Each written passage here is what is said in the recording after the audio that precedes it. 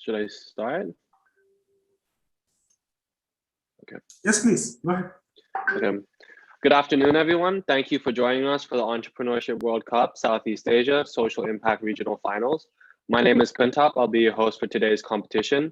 I work for an organization called Gobi Partners. We're a pan-Asian venture capital firm with presence across North Asia, South Asia, and ASEAN. With over 1.2 billion in assets under management, we support entrepreneurs from early to growth stages with a deep focus in emerging and underserved markets. This is our second year working with EWC, and we are proud to co-host EWC's first regional competition in Southeast Asia, along with our partners Global Entrepreneurship Network, MISC, TGELF, in collaboration with Andy and AWS.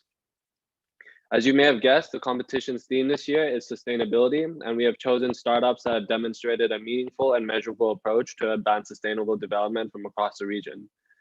Through our competition format, 16 startups from Thailand, Singapore, Vietnam, and Indonesia were branched into 3 distinctive industries: biosphere, inclusive society, and growing economy. Only 6 startups made it through our qualifying rounds and into a competition finals. I would like to firstly introduce our EWC finalists. Representing the biosphere is Jasberry and Outpos. Representing inclusive society is Akadasia and ProFIND. And finally, representing growing economy will be Bountie and System Stone. Only one of these startups will be crowned EWC's first Southeast Asian champion, move on to EWC Global 100 stage and win $100,000 in-kind prizes sponsored by EWC Global. Before we begin with our first pitch, I would like to also introduce our panel of esteemed judges. Firstly, we have Carlo Delantar, Head of Circular Economy at Gobi Partners. Then we have Tania Lestari, Senior Investment Associate at Openspace Ventures. And last but not least, we have Ajey Gore, Operating Partner for Technology at Sequoia Capital. The session will last for about 90 minutes, with each startup having 5 minutes to pitch, followed by 5 minutes Q&A. Our judges would then decide on one winner at the end of the session, so please make sure you stick around till the end. So without further ado, let's get started. Pitching first from our list will be Bountie from Singapore. Please take it away. All right, thank you, Kuntap. Let me share my screen.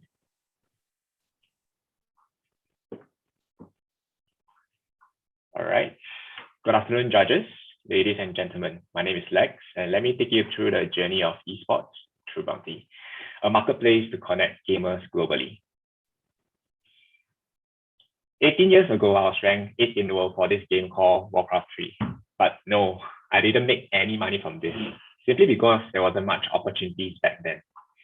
One of the biggest tournaments in esports, International, has now a mind-blowing $40 million in prize money. And if I've gotten the same 8th position in the International, I'll be walking away with $1 million right now. Wow. So there are 2.7 billion gamers in the world. However, only the top 0.1% of them are professional gamers.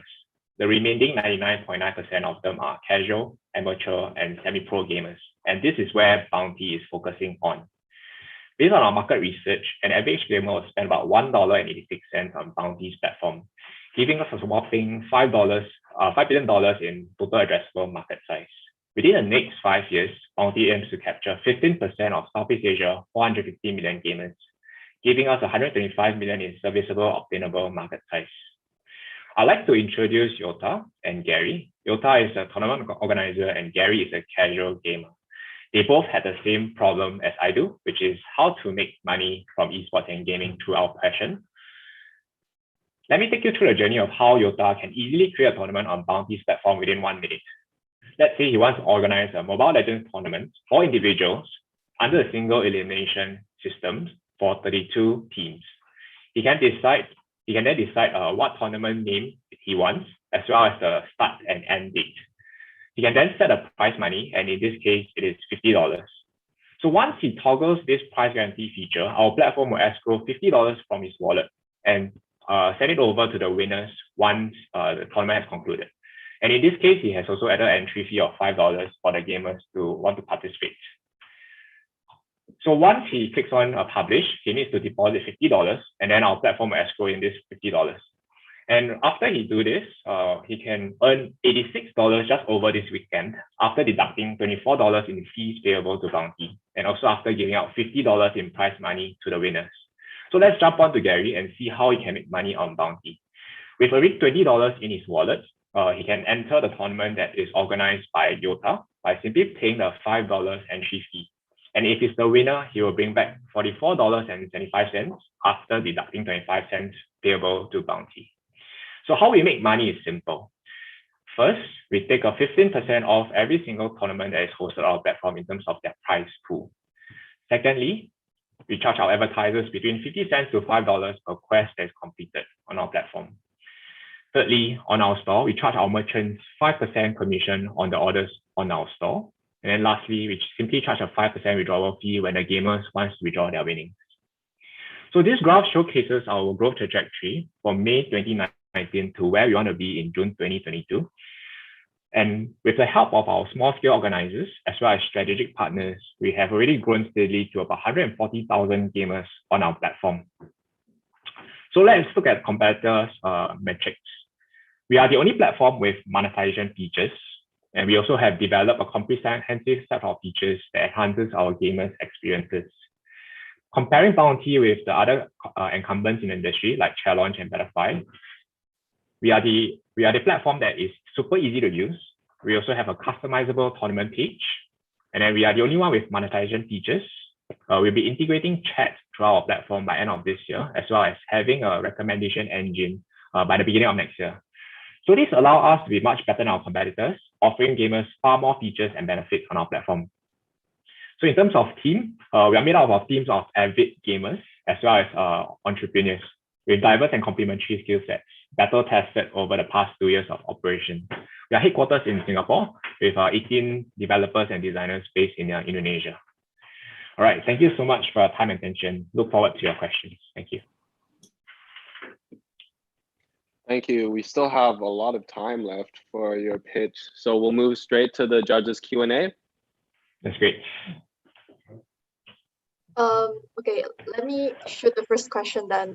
Thanks, Lex, for the presentation. So I have two questions actually. The first one is, how is it currently being integrated with the games? Because you kind of need to put your accounts, right? Or is it like actually like the gaming itself is being hosted in the gaming application itself? And then on the second one, I think it's pretty clear on how you onboard the gamer. But I just want to get a sense on how you're actually onboarding the tournament organizers. Okay, great question, Tania. I appreciate it. Seems like you do play a little bit of games, that's why you're asking a little bit more technical questions. So in regards to the game itself, we do not integrate to the games because we want to have a very open approach where any game titles, be it mobile, PC, or desktop, we can all have it on our single platform. Just think of us like Eventbrite for organizing tournament events at this moment. But of course, in the future, we will want to integrate to the top 10 popular games where you have a very seamless approach. Connecting you, once you press the click of a button of play, you'll be connected to the games. And then whatever information or data that is recorded in the game itself will be translated into the platform. That will be the near-term future. And then for the second point, in regards to organizers, we actually do a very high-touch approach. We are currently onboarding organizers one by one, teaching them how to use our platform, and then from there, making sure that they are very successful on our platform. So this is how we are able to onboard a lot of organizers based in Indonesia on our platform right now. Any KYC process? KYC process? Yeah. Yeah, actually, we are the only platform in the esports industry that has KYC process because we have a built-in wallet. So very sharp for you to notice that. One of the things which comes to my mind is that what is your acquisition and retention strategy? Yeah, great question, Ajey. We have been acquiring users within the range of 15 cents to 50 cents per gamer in Singapore terms. So in your mind, I think probably with your experience, you will understand that this is actually a very low cost per acquisition. And the reason why we are able to do so is because we go very deep into talking to every single organizers out there who have already been utilizing platforms like ours. So we showcase to them, oh, how much better Bountie is. With the wallet feature, it saves you so much time and so much money. And with that, you are able to, scale up your organizing business. So with that, it actually helps to bring us the supply side of the equation. And then plus, with a lot of tournaments on our platform, you will attract the demand as well. So that's how we are able to increase the total amount of tournaments as well as gamers on our platform at the moment. So how we increase the retention of our users is very simple. We just need to have as many tournaments as there is for the users to want to come back to participate. It is that simple. And how many streaming platforms you are planning to integrate? Apart from, I'm sure you have Twitch and everything else. Apart from that, how many other streaming platforms you're looking at? Streaming is a huge platform that has a lot of companies that are involved. So we simply just do a iframe integration to any kind of platforms that our organizer prefers. So we just simply plug it in, and then you can have it live immediately. Okay. And what has been your typical demographics? Like, what has been like your typical kind of games people have been like looking at? Like, is it RTS or it is other kind of games? What kind of most played games you have? At the moment, we are very focused in the students population between the ages of 16 to 24 years old. FPS? Is that mostly FPS or RTS? Yes, FPS, MOBA, Free Fire, all this kind of genre that are very new and very innovative and very exciting. Okay, cool. Thanks, Ajey. Hi, Lex. Hi, Carlo. This is Carlo. I was a top mage on Gorgodash on WoW. So this brings me back a long time ago. Amazing. PvE, not PvP. But so I have two questions. The first part is, with this model, the issue is always going to be the agreement with the games, right? And usually these games have a franchise model to really defend and make sure that the tournament proceeds would stay within their platforms, making it an official partnership. How do you deal with that? And then the second part is, I'm seeing some areas or some flags where I'm seeing the platform can be used for sports betting. Okay, great question. I like your technical questions as well. So as of right now, we are working very closely with game publishers, to help them increase the engagement between the gamers and their game, and they love this model. There are some publishers that don't prefer the pay-to-play model, which is when Bountie asks for participation fees from the gamers. Only a few publishers, they don't prefer that, but we can go with a subscription model, of which if let's say you are paying a subscription model, you can entitled to join these paid tournaments. That is how we circumvent that at the moment. The second part, you're asking about, sorry, could you repeat your question? Yeah, sports betting. Sports betting, okay. So in regards to that, right now, we are not doing sports betting. We are just allowing the organizers and the gamers to connect, and then the gamers themselves have to put in a participation fee. There's no one betting on someone else's outcome, and there's no odds given to the better or the wagerer in this case. So we are very clear of that at the moment. Unfortunately, we ran out of time. I want to thank Bountie for the pitch. Hope to play Warcraft with you sometimes. One last question, if I can ask. Unfortunately, we need to move on. Okay. I'm sorry. You can take it offline. Thanks. Next, moving right along. We have Jasberry from Thailand. The floor is now yours.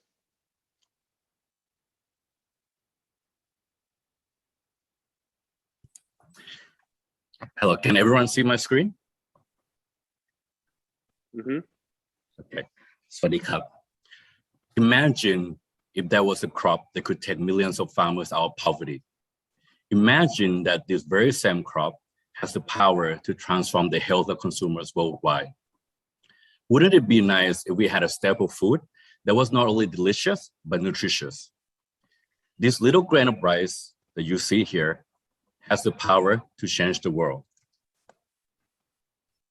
About 6 years ago, I learned that despite Thailand being the world's #1 rice exporter, our farmers are among the poorest in the world, earning just 40 cents per day or 6 times below the poverty line.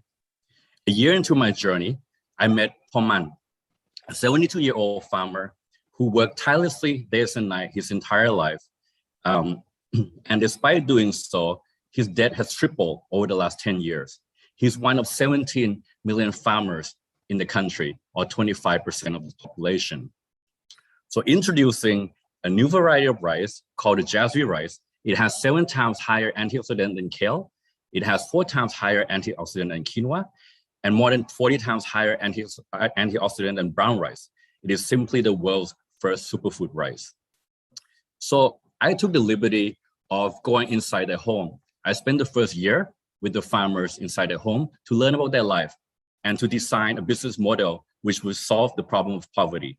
Combining profit and purpose, we use a cooperative business model that focuses on growing the rice as efficiently as possible under a certified organic system, and a production cooperative which focuses on processing and packing the rice. Under this entire value chain management system, we've been able to increase the yield of the farmers by almost 60% year on year, reduce their cost by 24%, and we were able to guarantee the purchase price almost 200% higher than the market. We launched in arguably the world's most competitive rice market, which is Thailand. Within 2 years, we broke even. And we started to think about the global market, and we started to think about what we can do in the global market. So we started developing a continuous product that is gluten-free, that is superfood, such as the gluten-free superfood pasta, the ready-to-eat, and also rice flour to use for various applications. Our mission is to make superfood accessible and affordable for everyday life. We currently distributed exporting for 2 years, and we're in 9 markets already, including Germany and the US. And doing so with close to zero marketing budget. It has all been through word of mouth marketing, through our consumers who love the taste of the Jasberry rice and also the mission behind. With self-funded totally, we're able to get to this stage where we need funding to scale up internationally. And as we combine profit and purpose in our business model, as we scale up, our social impact also scales up significantly. From working with just 25 families 6 years ago, we're working with 2,500 families, impacting 12,000 lives. Recently, we have been recognized as the best for the world B Corp company, the only one from Thailand, which means that we are top 5% of all B Corps worldwide, along the lines of Patagonia and Ben & Jerry's. Recently, we also starting to partner with Unilever to scale up the impact in terms of using Jasberry rice as an ingredient for various brands. Our social impact has been independently verified by a Singapore third-party company called Shujok or WS Foundation, which found that our social return on investment is 4.3 times, which means that for every $1 we put into the company, the farmers get $4.3. So from earning just 40 cents per day that I told you at the beginning, the farmers are now earning almost $6 a day, an increase of 14 times. But when we talk about social impact, I want to introduce you to one of my favorite farmers, Mama. When she joined the project, she had 6 acres of land, she used chemical in her farm, and she had $10,000 of debt. Within 3 years, she's paid off all her debt, her land is certified organic, and she's more than double her land holding. More importantly, her 3 children who were working at a factory near Bangkok are now back on the farm working with her, because for the first time, they have a hope for a better economic future. We dream of a world where it's easy for consumers to make healthy choices that help small-scale farmers and the environment thrive. For me, this is the future of food. Perfect. We still have another 20 seconds left, so we'll move on to judges' Q&A. So what has been your top 2 or top 3 biggest operating cost hurdles? Because I assume this model is very operator heavy model. Yeah, actually, thank you, Ajey. Actually, we don't own the facility. So the farmers own the facility, yeah. So the operating cost is mostly to do with the team itself. So building the team, we're very focused on the culture within the team. And it has been also more about traveling, like going to food exhibition internationally, going to the US, going to various European countries. No, but you also do education to farmers in terms of how do you do? Oh, absolutely, yeah. So yeah, so we do a lot of various training program with the farmers, and those were quite heavy in the first 3 years. So after the first 3 or 4 years, it was quite streamlined, and we have a system now where it's not so, let's say, expense like intensive. So now it's more that we have a system in place, and when we grow the farmers base, they already have the field officer on the ground who does that, and we don't really bear the burden of those costs anymore. Correct. And you have field officers, you have farmers. How do you track all this stuff? I beg your pardon? how do you track all this stuff? The farmers is making right progress, they are doing the right thing in terms of crops, you will get appropriate returns. Do you look at the crop quality and everything else as well? Yeah, absolutely. So the field officers are also responsible for doing organic audit. So we have a third-party auditor that obviously double check the internal control system in terms of traceability, chemical residue and so forth. And also because the field officer offers the training, trains the farmers, they also understand the quality of crop that is needed. And even though there is still various quality of crop coming out, they will get different pricing depending on the quality. And that is quite clear to the farmer. So they have incentive to produce the highest quality crop. Awesome. Yep, thank you. Hi, Neil. Okay. I guess just to add up to Ajey's question, right, regarding the operating costs, maybe share a bit about the working capital net, because you're doing the R&D, right? Even though the facility are all being provided, but still like the inventory purchase and such. So I guess to rephrase my question, do you mind sharing about the cash flow journey? How you actually provided maybe like some of the working capital, and then once the rice is harvested, how are actually buying it from the farmers and then pass it to the end buyers? Okay, thank you, Tania. So yeah, that is definitely a challenge. So we realized that at the beginning of this journey that we needed a lot of cash, because typically we only grow crop once per year. And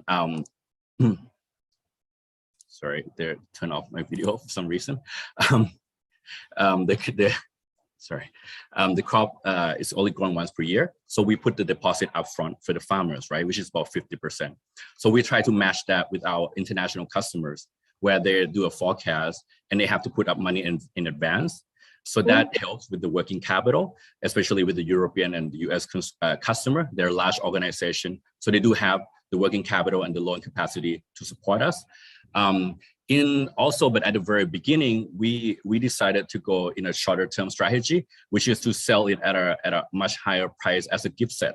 So we were able to generate a lot of cash in the first 2 to 3 years by selling gift set to corporate consumers. And that allowed us to generate about, I think it was about $600,000 of sales through gift set. So that really gave us a foundation, because we have self-funded this whole journey. So we never had to borrow any money so far, and we still have a positive cash flow today. So your customer profile are B2B or B2C? B2B. So they are large organization overseas, like distributor and so forth. Got it. And they're actually willing to pay upfront? They were not willing to, but it's a negotiation, right? And I said, they can only buy Jasberry rice from us. We are the only one in the world that can grow this rice. So they don't really have an option if they want it. And that one, is it patented? We trademark in 60 countries. We can't really patent the seed because there's a lot of kind of legal things surrounding that. So we chose to invest in the brand and the trademark. And that's how we protect our intellectual property. Okay, got it. Thanks. Hi, Neil. Congrats on being a B Corp. I'm looking at your score. You're right above the passing mark. You're marketing yourself as a social enterprise here. Am I correct? Yeah, we are a certified social enterprise under the Thai law. So we pass all the criteria as well. Right. Could you explain to me, there's some discrepancies that I'm looking at your impact area scores. If your community is very high, but your environment, workers, and governance is very, very low. What are your thrusts to actually raise that up if you were going to grow long term? Yeah, that's a great question, Carlo. So actually with the B Corp assessment, it's quite heavily focused on organization that runs their own production facility, like if they have factory and so forth, because we are primarily more of an exporter, R&D and so forth. We don't have like an environmental system in place because we don't run a factory. So we would score not high at all in the environment. Unfortunately, we've run out of time. But thank you so much, Neil. Can I have like 10 seconds? Yeah, to 10 address seconds. That? Okay. So yeah, with the funding and as we grow, we definitely will look at ways to address those. But we haven't had a lot of any funding so far. So it's also an area where we haven't invested heavily. Okay. Thank you so much, Neil.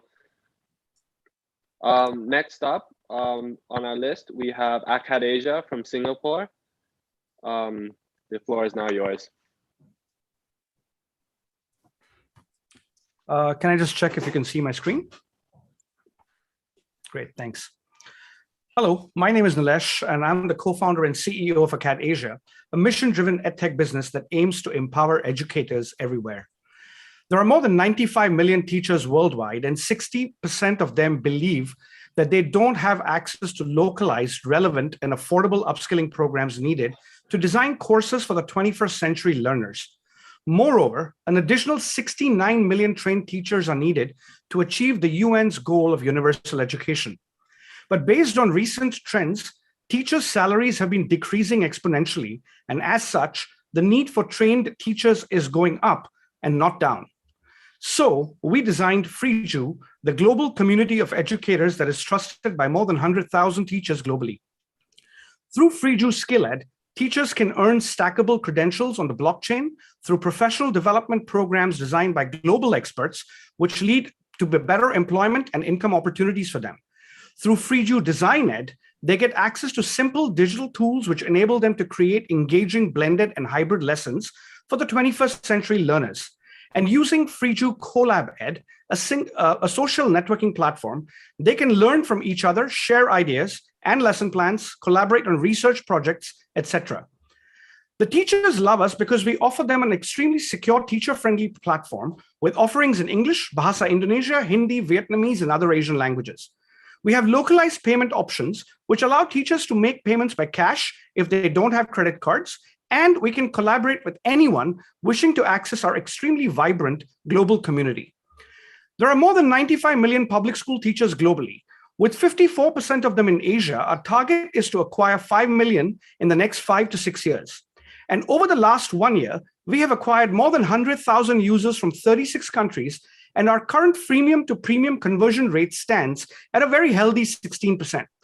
With more than 100,000 positive video testimonials, our impact is clearly demonstrated. Our current customers include government departments, private and public school, corporates, financial institutions, and we also have signed contracts, which when we execute will generate a substantial income for us. Our business model includes B2G, B2B, and B2C markets, and is proving to be extremely sustainable and scalable because we monetize in a wide variety of ways, always making sure that teachers find it affordable and beneficial. Since one of the big problems faced by teachers is declining income, our technology roadmap includes 2 specific features which will empower educators everywhere by giving them an opportunity to earn through FreeJu as well. This includes a marketplace where teachers will be able to buy and sell teaching resources, and offering teaching as a service where teachers can teach anyone from anywhere and earn an additional income for themselves. Our funnel is straightforward. We generate leads from various channels and are currently converting 16.5% of the leads to paid memberships. Further upselling opportunities will be available to us once we launch the future updates of FreeJu. All of this ensures that we monetize in several ways, thus making our business very sticky, scalable, and extremely sustainable. We have already onboarded half of our 2021 teacher onboarding target, and with FreeJu version 2 just around the corner, we are confident of achieving the revenue target by the end of the year as well. Considering that we empower educators everywhere, the social impact of our business is immense. Not only we help teachers improve the quality of the lessons, we can also help create new jobs and income opportunities for them. Collectively, we believe we have the best team with decades of experience needed to empower educators everywhere. The 3 co-founders, including me, are not first-time founders. In addition to this, our Chief Academic Officer, Dr. Bartels, and I have left our tenured position at Northwestern State University in the US and Singapore Polytechnic, respectively, to be a part of Akadasia. And my co-founder, Jaime Santos, leads one of the premier business schools in the Philippines as well. In addition to this, we are supported by several technology, academic, and acceleration partners who all believe that our mission of empowering educators everywhere is extremely important. In the last year, our user base has grown by 40 times, which firmly validates our assumption that teachers need to be upskilled on a war footing. Now, as part of our seed round, we are looking to raise $1 million to further grow into newer markets and build new product that will help us further empower educators everywhere. To conclude, teacher training that is relevant, affordable, and accessible is desperately needed. For how do we prepare our children for the future if we relegate our teachers to the past? Thank you. Nice, nice. We still have time too. Moving on to Q&A, please.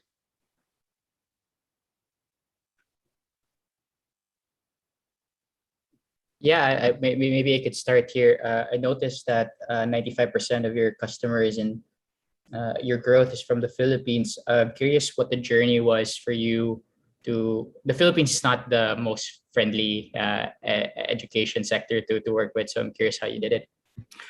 Well, you're right. It's not it's not the easiest sector to kind of get into. However, we wanted to kind of sandbox a lot of our ideas in the Philippines because we believe that if we can make this work in the Philippines, it can be easily translated across the region. And also, in the first version, we did not really have too many language options. So English and Philippines was the easiest to kind of enter. But we worked with we initially started with a free course for teachers in the Philippines, and we run a lot of webinars for the teachers in the Philippines. And that has kind of mushroomed into us getting contracts from the Department of Education. So we work directly with the DepEd over there now. And we have now also partnered directly with Philippine Association of State Universities and Colleges. So just between these two organizations, we currently have two contracts where we need to upskill more than 300 over 1,000 teachers by the end of the year. So that's how we pretty much grown in the Philippines. It's been a difficult journey, but it's been worth its while. And what are the usual pain points for them, especially DepEd, to actually be onboarded? Because they're practically not the fastest when it comes to this. I guess the pandemic helps, but I'm curious, like, what was the biggest pain point they wanted to tackle? So I think the biggest pain point for DepEd is how do we scale teacher training? Because right now, if you look at the current teacher training models, it's all face-to-face. And if you start looking at face-to-face, the two big challenges come into play. One is they are expensive. Typically, a face-to-face session costs about $50 to $100 per teacher per session, per course rather. And if you have 1 million teachers in the Philippines, I mean, imagine how you want to scale it. It's going to take you years. The model that we have, we can really scale it up very, very quickly. So at one time, we are basically onboarding 40,000 teachers at a time, and really, giving them access to the professional development courses straight away. And now with version 2, which is just around the corner, that can even expedite even more because the technology stack has pretty much grown as well. Nilesh, one of the things which, go ahead. Yeah, go ahead, Ajey, no problem. So Nilesh, one of the things with the online education and upskilling programs is that their moats are mostly around the execution, not around the ideation, because idea is pretty much there, right? Yeah. So tell me top 3 moats you have. Okay, so in terms of the execution, first of all, I think is our onboarding. How do we actually onboard teachers? So we run a lot of free events. So every 2 weeks we run a variety of workshops online for teachers. So in fact, 2 weeks ago we ran a workshop where we had 12,500 teachers signing up, and from 95 countries. So from there, we then convert 16% into paid memberships, because what we've also realized is professional development is something that is common pain point for teachers globally. In fact, if you look at even the North American market, a lot of teachers are really hungry for these kind of programs. So we are basically converting quite a few teachers on the platform. The big challenge for us in the version 1 has been, even though we have 16% conversion rate, the challenge has been that it's low as far as we are concerned, because we believe we can actually convert to almost 30%. So in version 1, we've only been able to accept payments by credit cards, but now in version 2, we are looking to be able to accept payments by cash as well. So those are some of the the couple of things that we can kind of look at in terms of onboarding and converting. Makes sense. And okay, there's 1 minute left. I'll let Tania ask some questions as well. Thanks, Ajey. I have like a very a quick question, just really on the concept around it, right? I think content-wise, typically it's pretty localized. So Indonesian has the way they share content to their teacher, like educational content, and so on for the other countries. So I'm just wondering, what exactly is the skill being given to the teachers there? And relevant question on the first question is more on what is being achieved by having, like, I don't know, the license from Akadasia. Is it like increase in salary, they can start using it? Do you have any track record on that? Yeah, absolutely. Thanks. Great question. We are not getting into the local syllabus. We don't train local syllabus. What we are looking at is specific teaching skill sets which cut across globally, which cut across the various levels. So for example, a teacher these days needs 3 different skill sets: pedagogical skills, technical skills, and life skills. So we are basically taking into account all of those programs. And the programs are not just being developed by us, but we are now onboarding partners from the US and Singapore. So these are, renowned education universities and colleges who have their own professional development content, which is also being offered to the teachers on the platform. So the certifications come from us and from these other universities. They are internationally certified. And once you are internationally certified, of course, your earning potential goes up. So, I mean, in Indonesia, for example, a majority of the teachers are not certified. And so the moment you have a certified teacher in Indonesia, the salary almost doubles. So we're going to need to finish your question there. But thank you so much. Thank you. Thank you. Thanks. Thank you. Pitching next on the list will be System Stone from Thailand. You may now begin. Okay. Can you hear my voice? Yes. Okay, so let me share the slide.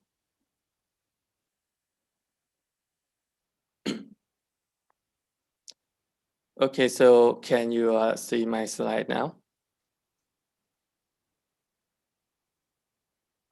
Okay, so can I start? Yep. Okay. Hello, my name is Sithikorn. I'm a CEO and co-founder of Factorium. Every factory in the world, they are really concerned about the machine efficiency, because if the machine are stopping just in one day, they can lose $1 million in revenue. But currently, over 80% of 500,000 factories in Southeast Asia are still working really old style. They lost a lot of time on paperwork. They use a lot of people to analyze a lot of data, and they still using a lot of offline tool to inspection machines. So Factorium, we are providing a software platform to help factory improving their maintenance ability. Our platform are mostly based on the mobile application. So our application being downloaded highest in the Asia region. And we have really good feedback from the user with our review score. The applications can help engineer to get the real-time notification if the machine have some failures. They can use this application to create the work order and assignment, and we also help them automate their workflow. And they can use this application to collaborate with the outer department in factory as well. We also provide a lot of knowledge content to help our customer improve their knowledge. And this application can support a lot of activity in factory, I can say. All of maintenance activity can be done within our application. Our uniqueness is our platform can integrating with a lot of third-party software like ERP, SAP, or we even can integrating directly to the hardware solution for machines. With our platforms, we can help customer create like a digital twin of the important machine and help them predict the machine failure before it's happened.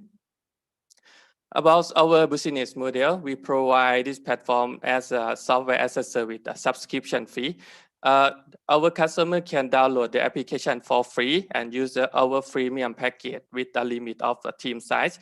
And if they need to increase the number of engineers, we charge $35 per engineer per month. And if they need to integrating a data for machine, we charge $4 per data tag per month. The results to using our platform, for example, we can help some big corporate in Thailand improving the engineering response time over 200%, and they can repairing machine more faster over 300%. After 3 years, we launched the platform. We can grow with a lot of customers, over 4,300 of factory and 18 technician user. And some of our customer is a big player like a Unilever, Caterpillar, Shell, or CPF. About our financial, in last year, we just profitable with almost 200% growth. And our retention rate is over 90%. It's really high comparing with the other company. We are the first Thailand company winning the Asia Smart App Award in the second award. And this is can guarantee our application innovation. We also been a partner with a lot of big corporates like Mitsubishi Electric, Omron, Murata, that's integrating the hardware solution to our software platform. Our founder have a lot of experience developing IT solution to #1 food and beverage manufacturer in Thailand, CP Group, and we use a lot of that experience to work to developing this solution. And currently, we are still looking for the Series investor as well. So thank you for your time and attention. Thank you so much. You still have an extra 30 seconds. Moving on to judges Q&A, please. Okay, I'll start with 2 questions. Thanks all for the presentation. So first one, just curious on how you actually, I mean, like the installation process. Like how long does it take for you to really complete it, whether it's premium or even the premium model, right? And then the second one, I guess I'm just wondering, like, what's the current retention looking like the overall cohort? Okay. For the first question to implementing the system, we decide the system to be a self-implementation. So we have a learning center for our customer. We have a free training in every Friday.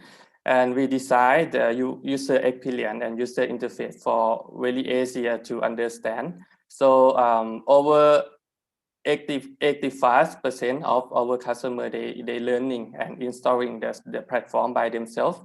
They just go to App Store, Play Store, download the application and following the guideline in the application. And about 5%, they are our premium customer. We have the additional service, implementing service with our technician team. So they can hiring our engineer to help the marketing the data, set up the platform, and help the training the engineer and production team. Yeah. You capture the error using IoT? Or no? We both working with the workforce and IoT solution, because to maintain a lot of machine and facility, we need to have all data from the people side and from the hardware side. So this software platform can integrating the data from people using the mobile application and integrating the data from machine using IoT and machine controller. Yeah. But we did not provide any hardware. We just provide the software to integrating. Yeah. I guess my only question is, what's your lifetime value so far with your customer base? Okay. Lifetime value is about 10 years at our retention rate, 90%. What's sorry, in dollars, please? In dollar is each year in average revenue per customer is about $6,000 per one customer. So for the lifetime value is about $60,000. Thank you. And compare with the cost per acquire is about 21 times.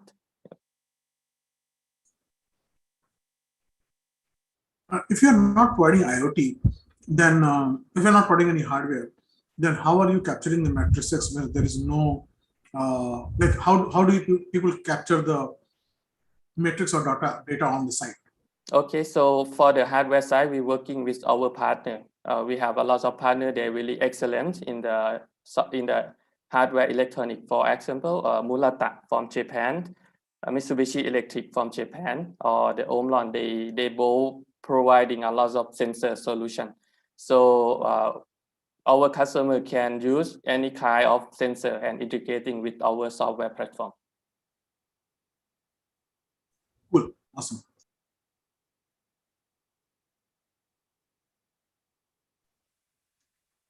We still have a minute and a half left if anyone wants to ask more questions.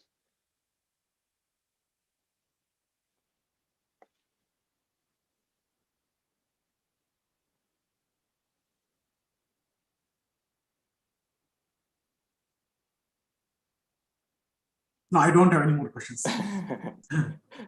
Okay, thank you. I think it's no Yeah, more question. perfect. Then I guess we'll move on to our next contestant. Thank you. Next up in the program, we have Outpos from Singapore. The floor is now yours. Thanks, everyone. I'll gladly take that extra minute, but yeah. Let me just very quickly get the screen going. All right, awesome. So hi, everyone. My name is Sharif, founder and CEO at Outpos, where our mission is to modernize street food vendors and just making sure that everything's okay here. Good? All right, good to go. So everyone has got to eat, and even the judges, apparently. And starting a food business is a great way to earn cash. That's what my grandparents and my dad did many years ago. And we knew of neighbors and friends who started a food business on the side to earn some extra income. But today, to do so is increasingly difficult. You see, to start a food business, supposedly you got to have a restaurant. And while restaurants are seemingly desirable, they're a really expensive exercise. They cost upwards of $100,000 to get started. And if you're lucky, you might make some profit in 2 to 3 years' time. Otherwise, it can be a really expensive lesson. True story, that's me. I too started a street food business, but unfortunately had to close down the business due to unsustainable cost structure. On the flip side of this, you've got street food vendors. They cost less than $1,000 to deploy and get started. And they're a lot more mobile, resilient, and responsive to demand. And they're even profitable. But as we all know, they're not the most hygienic setup. Therefore, they run the real risk of literally being taken off the streets due to regulatory and urbanization pressure. So to me, this is a picture of not progress, but someone losing their livelihoods. Now, our primary thesis at Outpos is, what if you can have the best of both worlds? The cost effectiveness and mobility factor of street food carts, plus the high fidelity operations and hygiene standards of restaurant. See, the cost of deploying one restaurant can easily help deploy 100 street carts, and just as importantly, help fund 100 people to start a micro food business to earn a decent and dignified living for themselves. So to that end, our mission at Outpos is to help level up your street food vendors to operate in a much more economic, social, and operationally sound way, while helping local communities still have access to affordable and nutritious food on a daily basis. But what we've realized, especially during the COVID-19 pandemic period, is that while we're enabling street food vendors to operate in a much more professional and dignified way, we can also help micro food brands to expand their business in a much more cost-effective way, but without compromising on their brand integrity or operational setup. So how do we do this? Our solution has got a full stack approach that incorporates hardware, software, and footwear. On the hardware side, we're basically reimagining your good old street cart. Think of it, so we call it the street smart cart. Think of it as a Tesla of street carts, but at the price point of a Toyota. Every one of our street smart card comes with everything that you need to run a hygienic and professional food business, and starts at just $1,000. And for a bit more, you could have your e-bike version or a motorbike version, which carries a bigger payload and go a further distance. But here's the best part. For our merchants to get started with us, it costs them $0 upfront. That's right, $0 upfront, thanks in part to the micro retail, micro financing program we've put in place. Here's a couple of the street smart cards that we've already deployed. So our Street Smart Card as a service model, or SaaS in short, gives a merchant everything that they need to start a micro food business that with just a small payment a month and a transaction fee. We then ensure that only trusted source of food originates from our brand partner Central Kitchen gets supplied to them. We then do a forward integration into payments platform, food delivery platforms, and even give them a bespoke design mobile point of sale system to help manage their business digitally and interact with consumers in a new way. We've got a few brand partners on board, and there's hundreds more brands in the pipeline that we can potentially work with.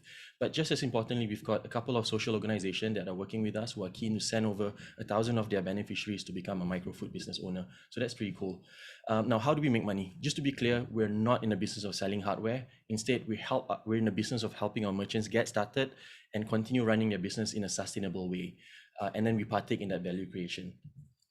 So we're not only offering value proposition to the consumers and merchants, but also we could work with local government entities to help better manage street food vendors through our digital platform.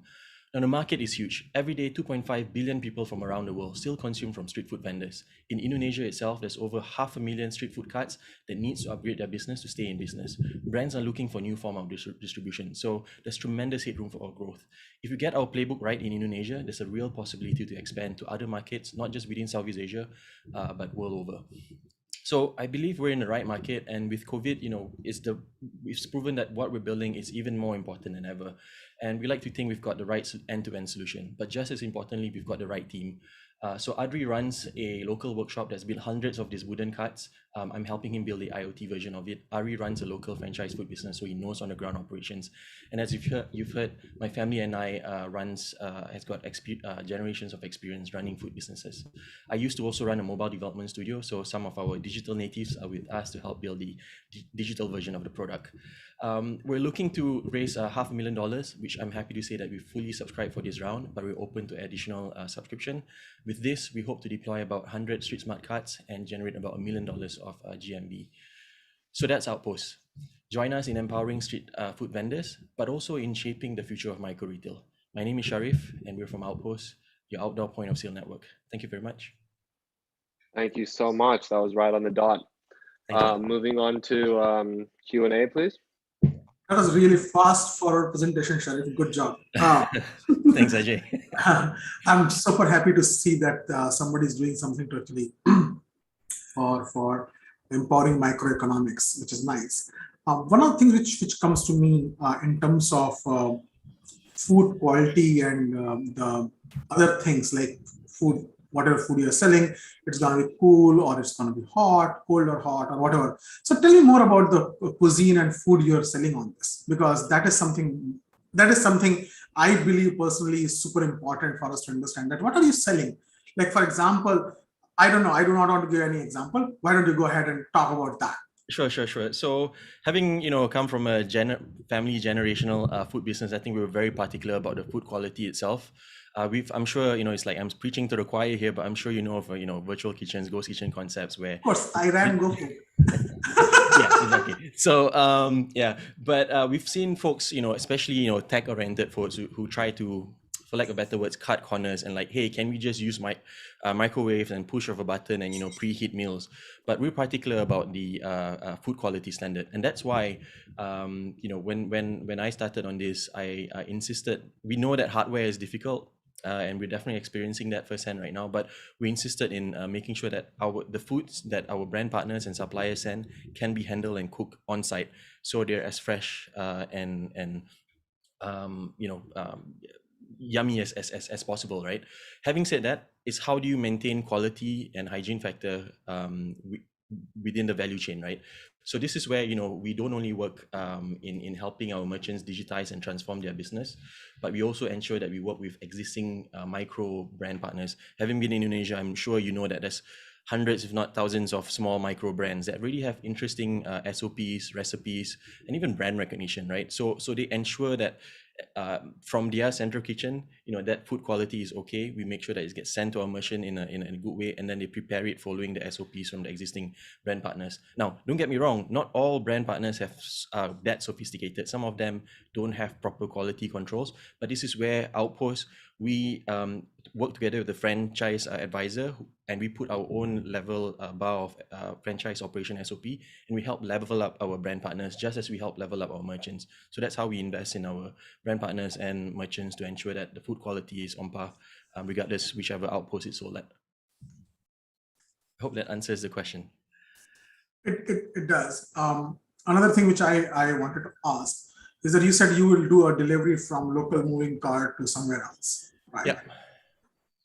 How is it going to be? Because the cart has to be stationary for some time. That's correct. Yep.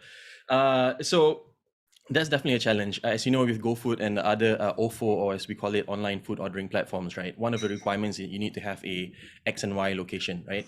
So this is where Outpost actually invests in a few safe space where our street food vendors can actually park at that particular location, not only to cook their food, but also fulfill their food delivery orders. Now, the mobile cards that we work with, they don't drive around all the time or ride around all the time, right? Because then you'll be riding rather than selling. So the typical use case is you go from point A to point B, maybe point C and then D, but definitely back to point A. So we make sure there's safe havens for them to park and fulfill the delivery orders. The other thing we want to do is, and this is still in progress, we're in talks with a super app company where we want to enable dynamic location tracking, right? So that's something that we're also jamming on. We'll see if that happens. If that happens, then I think we can untether all your vendors to operate in a mobile manner. So yeah. Cool. I wonder how many super app companies are in Indonesia. What's that? I wonder how many super app companies are in Indonesia. Yeah. Right. Right. Without mentioning names, So yeah. Yeah. For me, quick question: what's the take-home pay for the vendors? Is it like above the usual take-home pay that they get if they were just doing their own thing? Sure. So that's a good question. I mean, that's going back down to the unit economics, right? And as my mom told me when I was a lot younger, if you're going to be selling food, you make sure you make money, you make some profit, right? So this is just an example of a particular vendor where on average, they target to sell 20 chickens a day, whole chicken. So that's roughly about 150, 160 pieces of chicken when you cut into 8 or 9 parts, right? If I get my maths right. Yeah, so if they do these kind of numbers on a daily basis, they should be making in Singapore dollars, in simplified Singapore dollars, about $1,000, which is not bad for an average chap in Jakarta or across Indonesia. They can then choose to hire 1 or 2 more guys to help them out, and they still bring back home about $600 a month. So that's still a decent amount. Having said that, of course, sorry, we have to cut it there. Sure, that's fine. Thank you very much for all the questions. Yeah, happy to take it offline as well. Thank you so much. Last but not least, we have ProFIND from Thailand here to present our last pitch. Please take it away.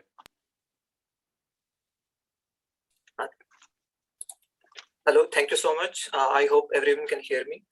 This is Gautam. I'm a PhD student at IIT and also developing a platform for farmers and crop insurance companies whose farms are affected by natural disasters. So we are monitoring, assessing, and risk underwriting using satellite imagery and machine learning technologies.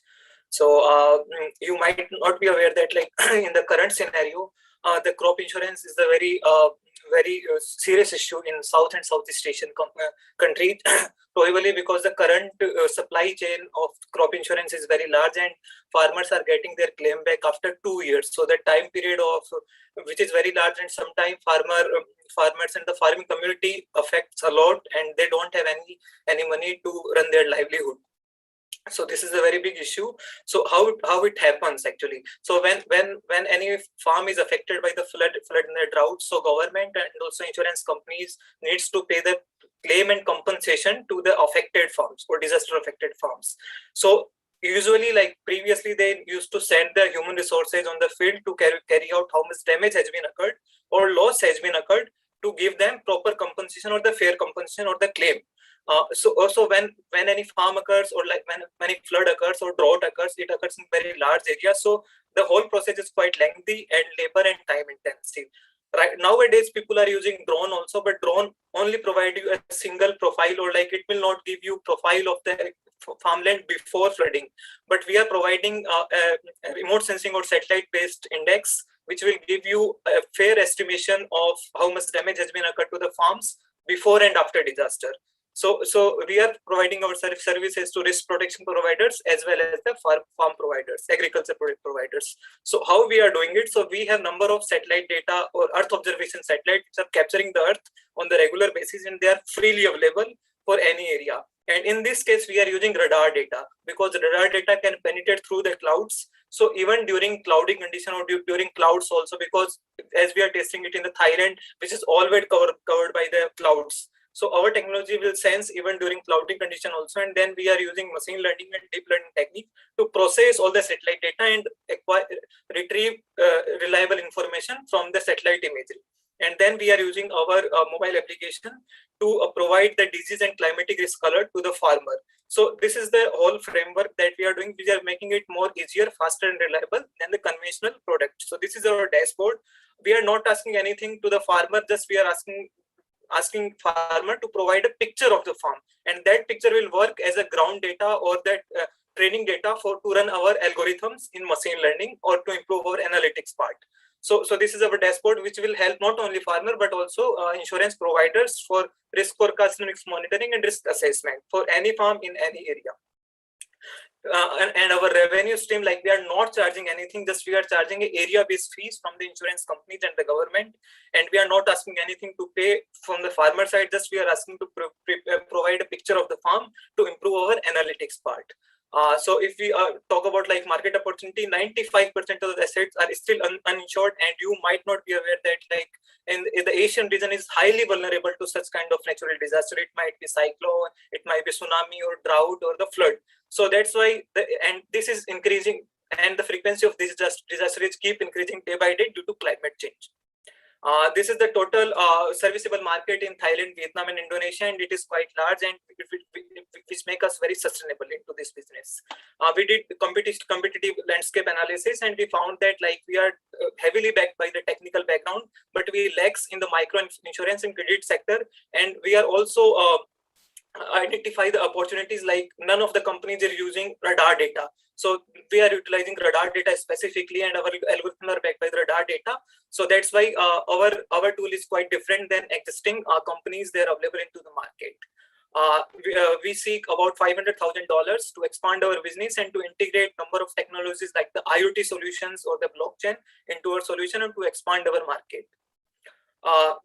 We are targeting our break-even point in next 2 years for 500,000 that we have asked. We currently already developed the flood MVP and the drought MVP because as this was the part of my doctoral research, so we already developed it and tested into sugarcanes and paddy rice farms into the Thailand with support of PepsiCo and the Nestle. This is our team. Our team comprises of experts from the technological field, and we also have support from the computing resources from the Tokyo University of Technology, and also we also license with the SAR data provided from the Sinspective Tokyo, which provide daily radar data observation.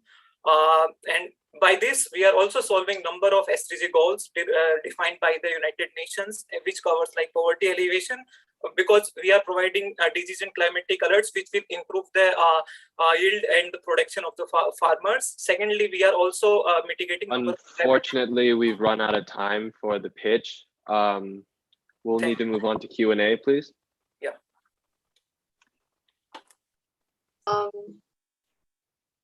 Ajey, you want to go first? No, go ahead, Tania. All right. Okay. Quick question from me. Just wondering, what is the approach to this business? Is it B2B, B2B2C, or direct B2C? Because I guess the rationale why I'm asking this is because first, if it's B2C, right? How are you? Is the farmers even using smartphone in the first place? And how are you going to ensure that they're going to keep on actually like taking picture and uploading it? But if it's B2C as well, how are the farmers going to pay for the insurance? But if it's B2B2C, what are actually the incentive for the corporations to do so?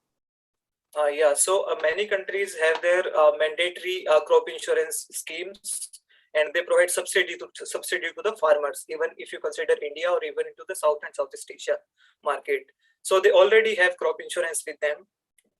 It is not compulsory to have mobile phone in the market because risk protection services are provided by the government and also insurance companies. So what we are doing, like we are providing an estimate of the damage which has been occurred into the farm by measuring, by analyzing analytics pre and post disaster. So farmer, it is not compulsory to provide, but in some cases, like as contract farming is trend is increasing day by day. So the farmer, for example, which is backed by the Nestle or the PepsiCo, so they have their farmer head, and in which the farmer head can provide the relevant information to the specific farmer. So it is not compulsory to have this mobile application or the mobile phone with them, because we are not directly providing damage estimate to the farmer. We are providing our services to insurance companies and the government. But a smartphone would be beneficial to improve our algorithm. So this is just an optional. So if farmer want to take advisory like climatic and disease risk advisory, it is provided free of cost on the cost of providing a single picture as a ground data. And we are charging area-based fees like $100 for 10,000 square meter of the area per year. So we have these plans like area-based fees. And we also have historical database, which will be useful for the insurance companies for the risk underwriting also. Yes. Okay, got it. Thank you. I guess I can go here. Are you working closely with the insurance providers and the banks, especially on the collateral side? Because technically they work together too, right? I'm curious how you're going, especially on the expansion side. Yeah, so currently, like we are targeting big food companies like Nestle and PepsiCo because they already have license with the insurance companies. So our role would be to just monitor the farm and provide the damage estimates to the crop insurance companies so that it can be paid directly to the farmer. So currently, like our the channel is through food companies only. Like it can be a CP group or for the aquaculture ponds, or it can be Pepsi, Nestle, PepsiCo. Like currently, we are monitoring sugarcane farms in the northeast of Thailand. So we are not directly currently licensing up with the insurance companies, but indirectly through the food companies, we are reaching them out.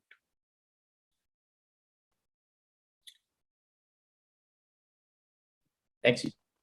Thank you.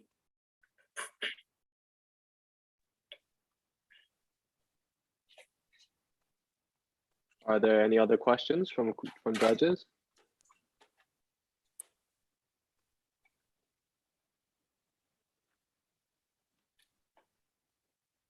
So I wanted to wrap up. Like we already tested our algorithm and we got more than 80% accuracy, and we have tried to reduce the period of 2 years to 2 weeks in terms of claim and compensation repayment to the farmer, so that they can have some financial stability to run their livelihood by using this technology, because satellite are regularly monitoring the earth and we are deriving analytics out of it. Okay, thank you so much. That concludes our pitching round. So thank you to the startups for that. Our esteemed judges will now take 15 minutes to deliberate and select one winner who will go on to the EWC Global 100 stage. Please use this time to stretch your legs, get some water, go to the bathroom. We'll be back in 15 minutes.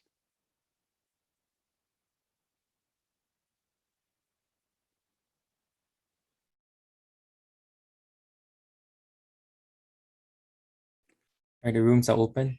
Judges will see you in the room.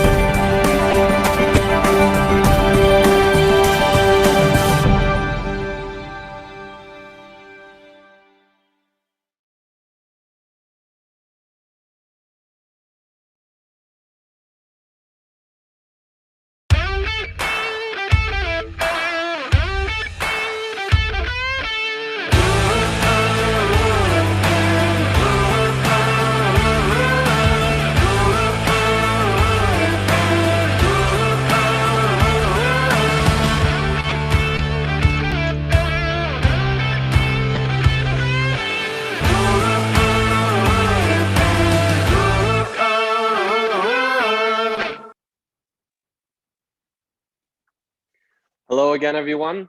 After our judging process, we have come to a conclusion to this year's EWC Southeast Asia Social Impact Finals.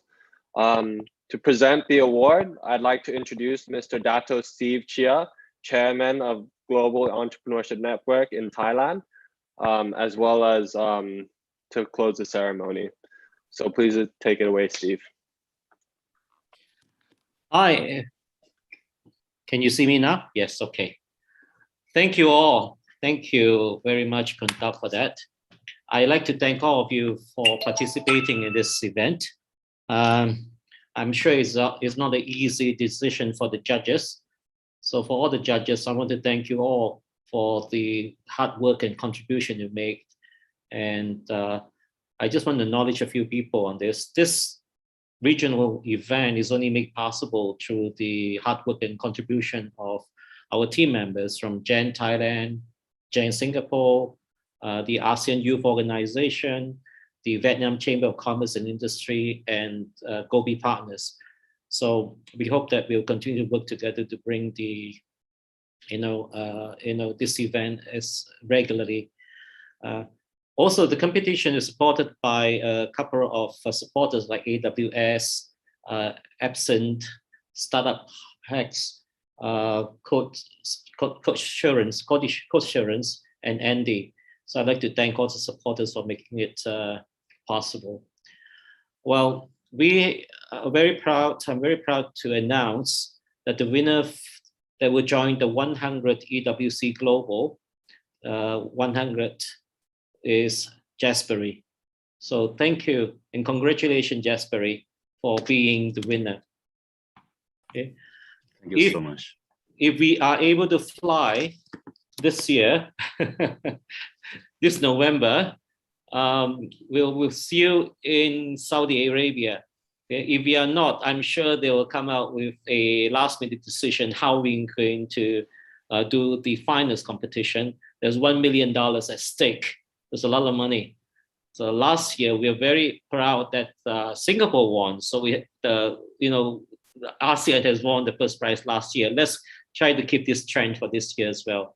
So thank you all, Sawadee Krap, and congratulations to all of you. Thank you so much, Dato Steve.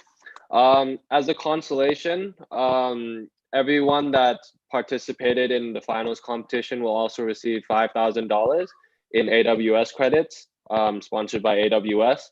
I'll be emailing everyone the logistics on how to receive this momentarily. But yeah, I just wanted to thank everyone for applying and all the judges, everyone that's worked on this project. Couldn't have done it without you. And yeah, hope everyone stays safe through COVID. I know it's hit Southeast Asia the hardest at the moment, so everyone's ideas is much needed at the moment. And yeah, hope to see you again next year.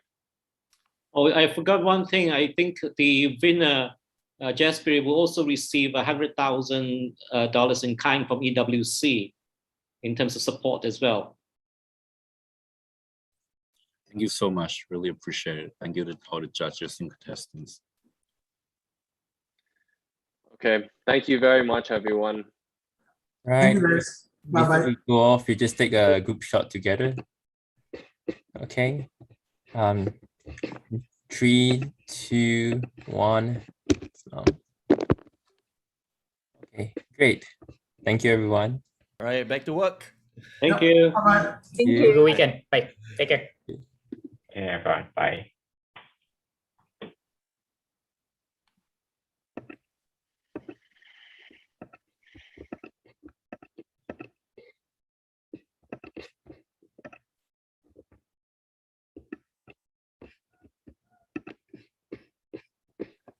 Yes, we did it, guys. Nice. Congrats. Should turn off the live first, Jared? Yes, hang on. All right, we're Really. still on live.